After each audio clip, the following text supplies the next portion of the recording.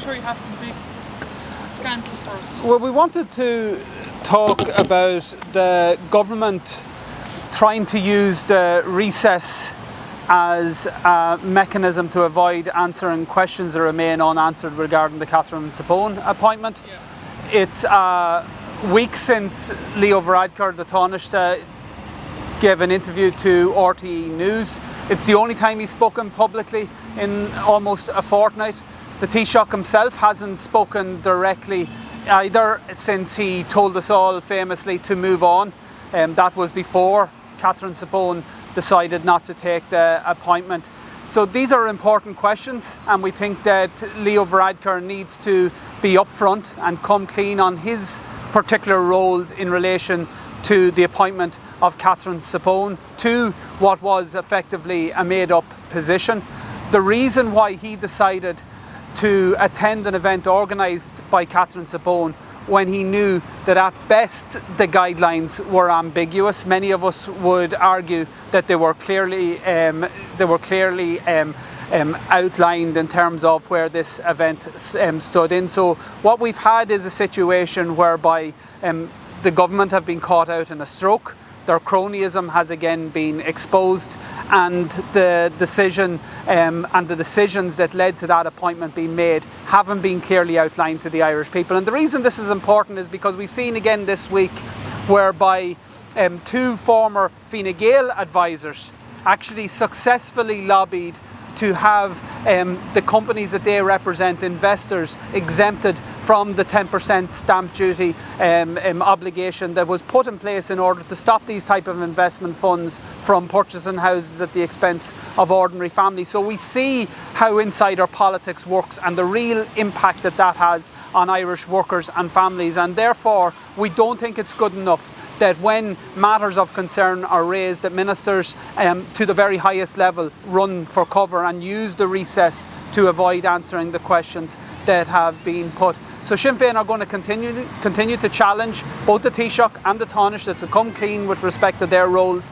in this appointment, and we're not going to allow the recess to provide political cover. Ógra Fianna Fáil have called for Taoiseach Leo Varadkar to resign. I suppose it'd be very easy for you to say, well, Leo should resign, but I mean, would Sinn Féin seriously call for the Taoiseach to resign over this? Well, Sinn Féin have clearly recorded that we have no confidence in Leo Varadkar. In fact, we put forward a motion to that effect the last time he was caught out in terms of insider dealings, in terms of providing favours for friends. So our position on that is quite clear. I think it is telling that Ógra Fianna Fáil seem to be more in tune with their grassroots and the grassroots Fianna Fáil supporters than the leader of their party. And I do think again that the Taoiseach simply can't just send some statements to some media outlets. He needs to actually come clean and outline what he knows of the circumstances that led to the entire cabinet. Remember this, all Fianna Fáil, all Fine Gael and Green Party ministers signed off on the appointment of Catherine Sapone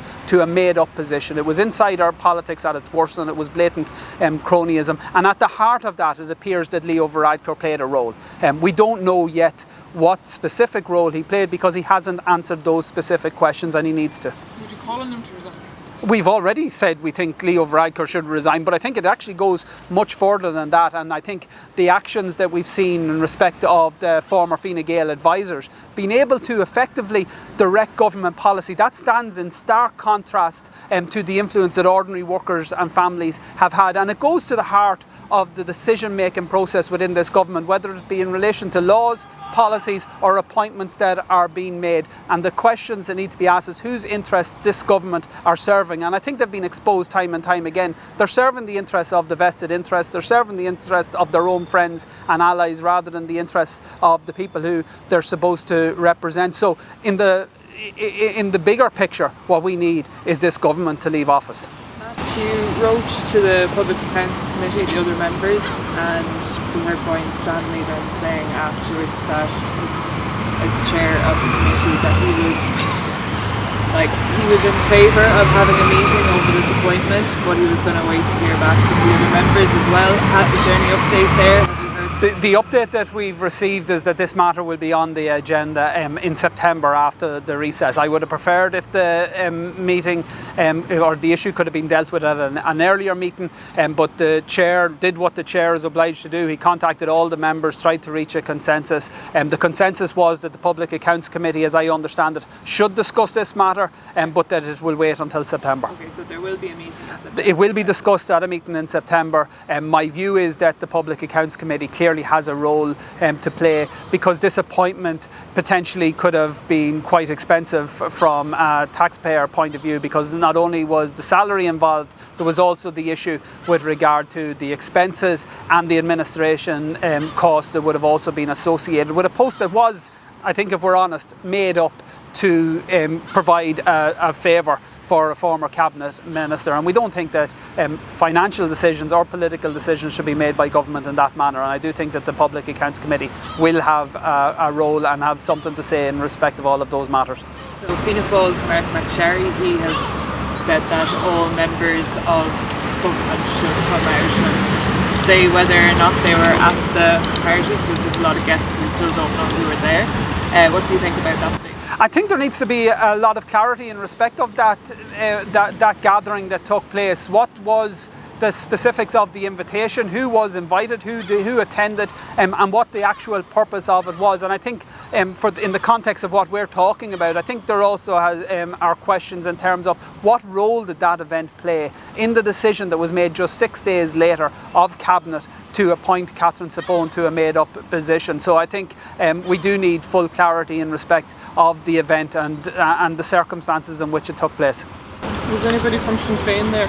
Not that I'm aware of, and I don't think generally we get invited to these types of shindigs, and there's a reason for that, because we don't play these political games. We know that when we come into this house, we're coming in with a heavy burden. We're representing people who are hard pressed. We're representing the workers and families of Ireland, so we don't get involved in engagements that are about back scratching and insider deals and cronyism. We're here to serve the people as best we can, and that's quite frankly what government should be doing. Can I ask, just in relation to the live entertainment sector, we're promised obviously a roadmap. There's been no sign of it yet. It looks like Electric Picnic is going to be cancelled, which is kind of a shame, because we are seeing similar events take place in the north. I suppose, we haven't really heard much from Catherine Martin on this really at all. It's kind of a shame, isn't it, that the live event sector is kind of losing its summer, and there's nothing really much being done by government.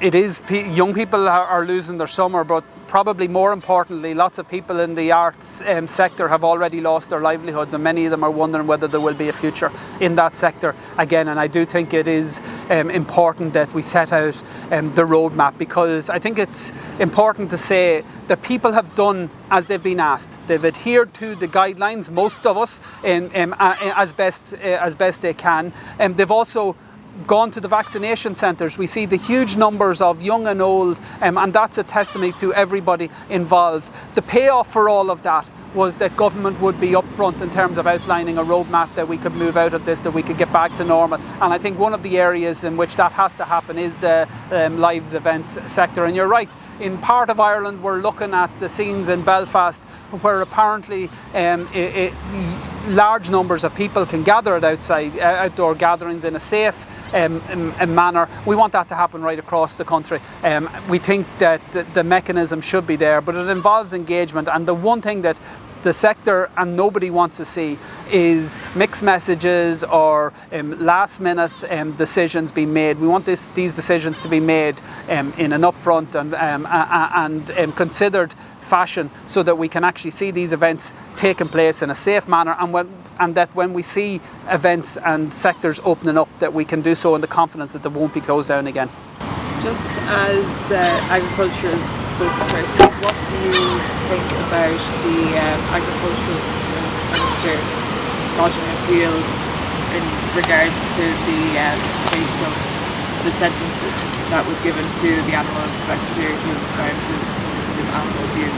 What's your thoughts? I have to say, when I read the article last night, I was stunned. I don't know the full intricacies as to how that decision came about, that a minister would take a legal case to overturn a judgment against an official. I'm not sure why any employer would do that, and particularly somebody who's acting on behalf of the Irish state. So I don't know all the information, so obviously there's a legal process ongoing, and we have to be careful, and we can't say, you know, perhaps exactly what we're thinking in this regard, but I do think it would be helpful if the Minister would clarify why he, on behalf of the Irish taxpayer, is taking a case on behalf of somebody who was found guilty of some very grievous activities.